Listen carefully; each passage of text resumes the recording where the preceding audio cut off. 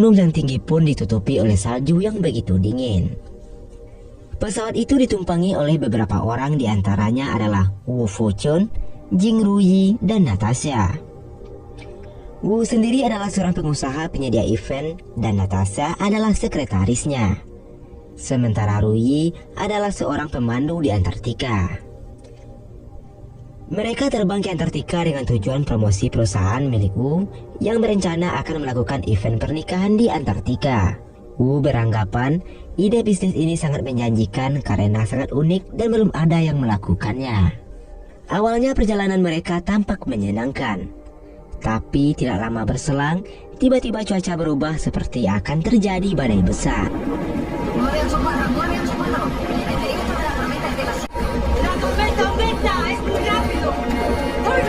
Sang pilot mencoba meminta bantuan melalui radio dan juga mengatakan kalau ia akan membelokkan pesawatnya dan mengambil jalan memutar untuk menghindari badai yang akan datang.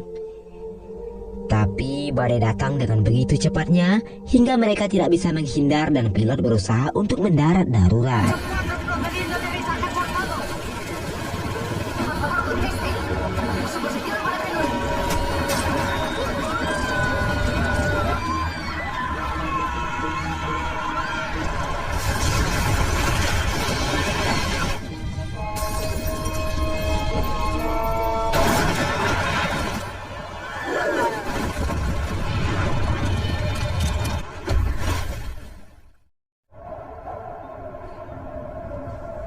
Beberapa waktu kemudian Wu yang selamat tersadar dari pingsannya dan melihat pesawatnya telah hancur tak berbentuk.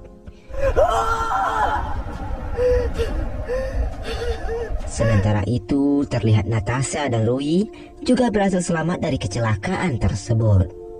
Namun Natasha mengalami pendarahan akibat benturan di kepalanya, sementara Ruyi terjepit dan kakinya patah tertimpa puing pesawat.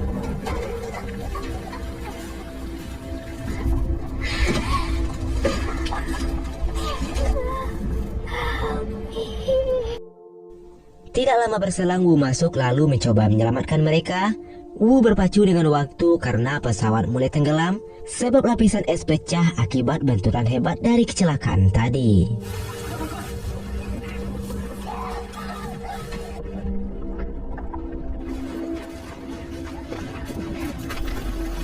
Akhirnya mereka bertiga berhasil keluar sebelum pesawat itu benar-benar tenggelam. Tapi tidak berselang lama, Natasha yang sudah kehabisan banyak darah, ia pun menghembuskan nafas terakhirnya dan meninggal di sana. Lalu Wu mencoba mencari sinyal, tapi walaupun berusaha sekuat tenaga, ia tidak kunjung mendapatkan sinyal. Wu bertanya kepada Ruyi, apakah ada yang akan menyelamatkan kita? Ruyi mengatakan kalau mereka telah jauh keluar dari rute penerbangan, dan kemungkinan mereka akan ditemukan sangatlah sedikit. Tidak ingin menyerah dengan keadaan, mereka melanjutkan perjalanan dan tetap membawa mayat Natasha bersama mereka. Wu berusaha menarik Natasha dan Ruyi yang kakinya telah patah. Namun tidak berselang lama, tiba-tiba badai kembali datang. Mereka berusaha membuat lubang untuk berlindung.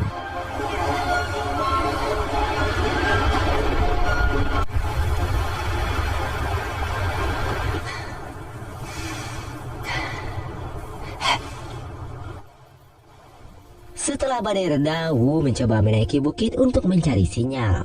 Sementara Ruyi menunggu di dalam lubang yang mereka buat, dan di sana ia melihat burung pemakan bangkai mulai memakan tubuh Natasha.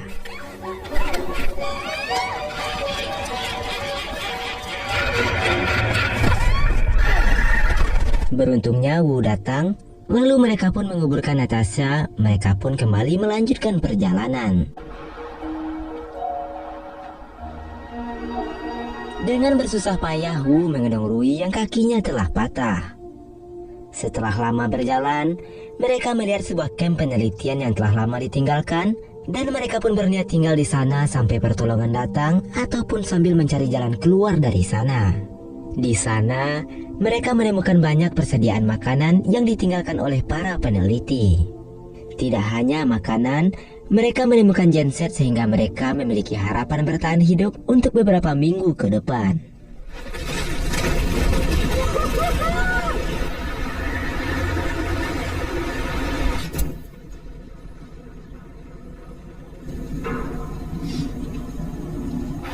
Saat memeriksa barang-barang, mereka menemukan sebuah jurnal.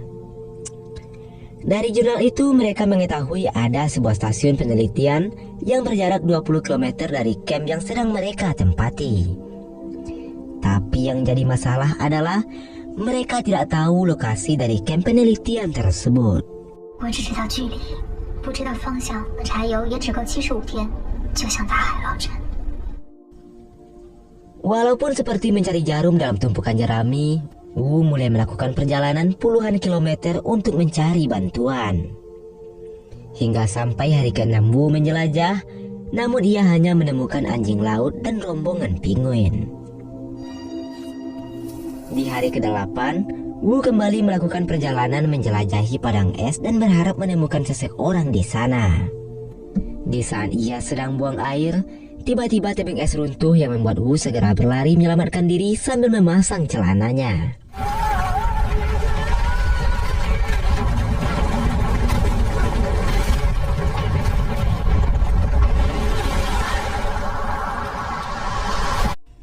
Beruntungnya ia berhasil selamat dari runtuhan es yang hampir menguburnya hidup-hidup. Dan tidak terasa, sudah 15 hari mereka terjebak di Antartika dan kini persediaan makanan mereka sudah menipis. Mereka pun memakai bangkai makanan yang ditemukan oleh Wu. Namun karena masak dengan bahan seadanya, mereka berdua tidak bisa memakan bangkai burung tersebut. Tidak terasa sudah 18 hari mereka di sana. Di hari itu, Wu memiliki ide. Dengan tongsis yang ia bawa, ia pun memancing ikan.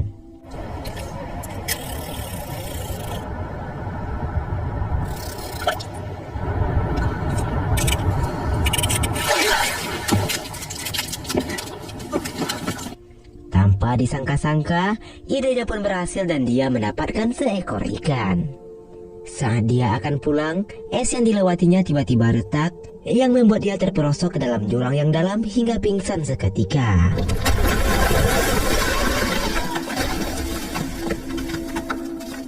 Beberapa saat kemudian, Wu tersadar dan dia bingung untuk mencari jalan keluar dari sana. Ia tidak menyerah begitu saja. Wu tetap mencari jalan keluar dengan menyusuri lorong yang dingin dan gelap.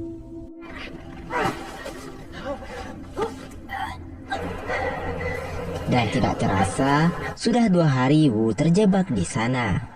Ia mulai mengkhawatirkan Rui karena kalau ia mati di sana, siapa yang akan merawat Rui yang tidak bisa apa-apa karena kakinya belum sembuh. Sementara itu di camp, Rui menangisi Wu yang tidak kunjung kembali.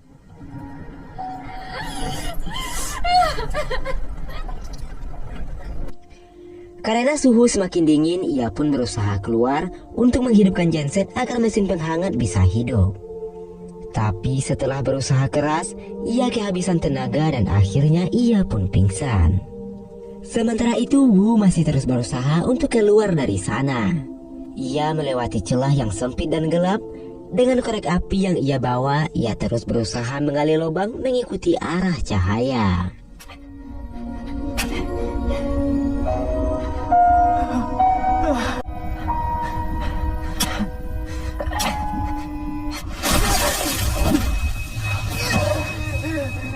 Dengan segenap tenaga yang tersisa, ia segera kembali ke camp untuk menemui Rui.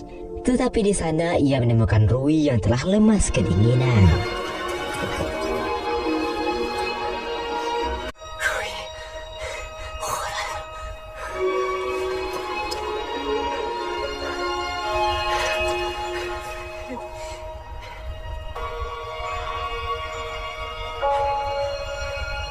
Ia segera membawa Rui masuk, lalu menghangatkan Rui yang mengalami radang dingin. Beberapa hari kemudian, Wu kembali melakukan perjalanan, tapi saat akan pulang, tiba-tiba matanya sakit dan dia tidak bisa melihat dengan jelas.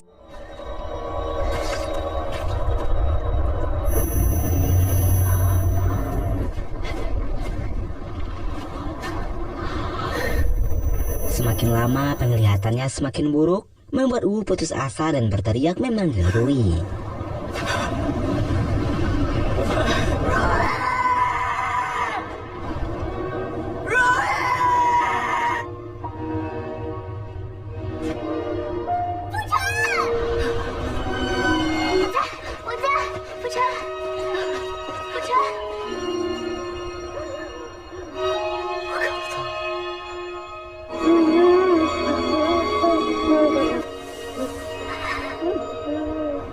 Dari sinilah mereka mulai ada perasaan satu sama lain.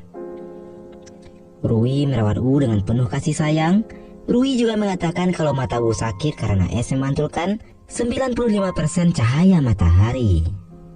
Dan Rui juga mengatakan kalau mata Wu akan kembali sembuh dalam beberapa hari ke depan.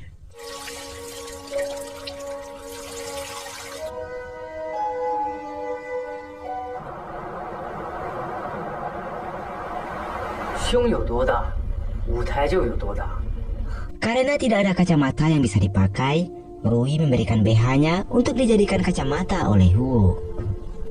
Di saat mereka sedang bercerita, tanpa sengaja Wu memperhatikan dada Rui. Yang ternyata Rui salah paham. Wu melihat patung dewa yang dipakai oleh Rui dan berdoa padanya. Keesokan harinya, Wu kembali melanjutkan pencarian dengan memakai BH Rui sebagai kacamata. Di saat beristirahat, Wu melihat ikan-ikan kecil yang ternyata sedang dikejar oleh seekor paus besar. Dan tiba-tiba saja terjadi retakan besar yang membuatnya tenggelam.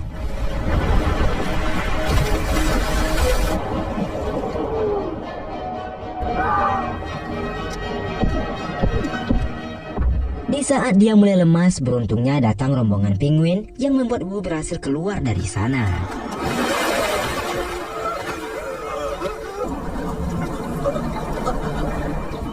Dengan sisa tenaga yang ada, sambil menahan dingin, Wu berjalan kembali ke camp dengan tubuh setengah membeku.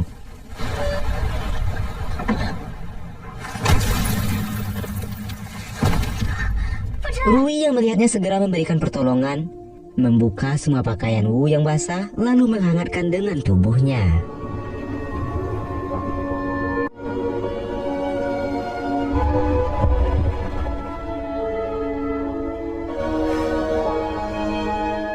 Tidak terasa, sudah 48 hari mereka di Antartika, dan mereka sudah mulai berdamai dengan keadaan dan menikmati waktu bersama. Hari-hari pun terus berlalu, dan tanpa disadari oleh Wu ternyata Rui jatuh sakit. Mereka pun bercerita tentang keinginan mereka di masa tua nanti, dan mereka pun saling menyemangati. Semakin hari, rasa cinta mereka semakin besar sehingga Wu melamar Rui dan melangsungkan pernikahan mereka hanya berdua saja.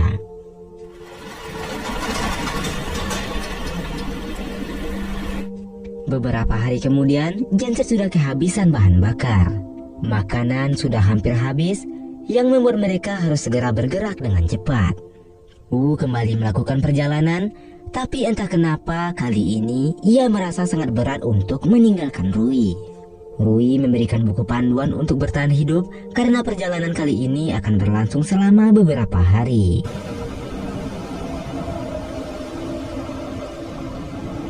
Dengan sisa tenaga yang ada, Wu terus berjalan jauh menuju selatan. Namun tiba-tiba badai besar datang yang membuat Wu pingsan di sana.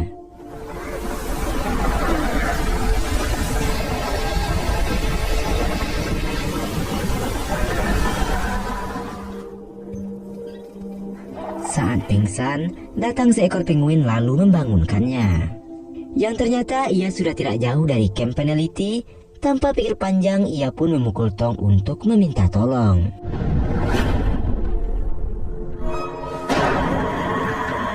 Tidak berselang lama, beberapa orang peneliti datang ke sana. Lalu Wu meminta untuk menjemput Rui yang masih menunggunya.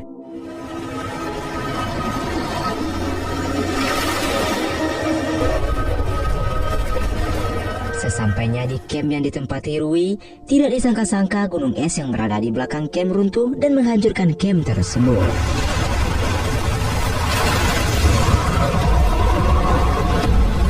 Walaupun berontak dan ingin keluar untuk menyelamatkan kekasihnya, karena sangat berbahaya, dia pun ditahan oleh semua orang. Hingga akhirnya ia pun pingsan. Saat pingsan, Wu bermimpi saat indah yang ia lalui bersama Rui. Dan setelah sadar, ia pun merenung dan teringat sebuah tempat yang pernah ia kunjungi bersama Rui.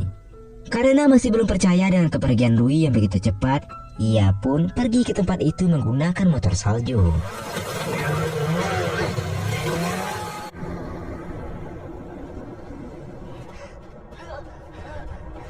Dan ternyata dugaannya benar.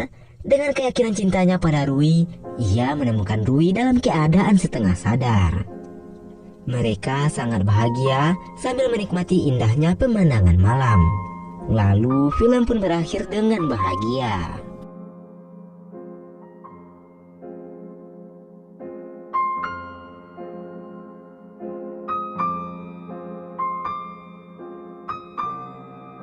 Dan itulah alur cerita film kali ini. Silakan tulis pendapatmu tentang film ini di kolom komentar. Salah dan kurangnya saya mohon maaf. Akhir kata saya ucapkan terima kasih. Jaga terus kesehatanmu dan wassalamualaikum warahmatullahi wabarakatuh.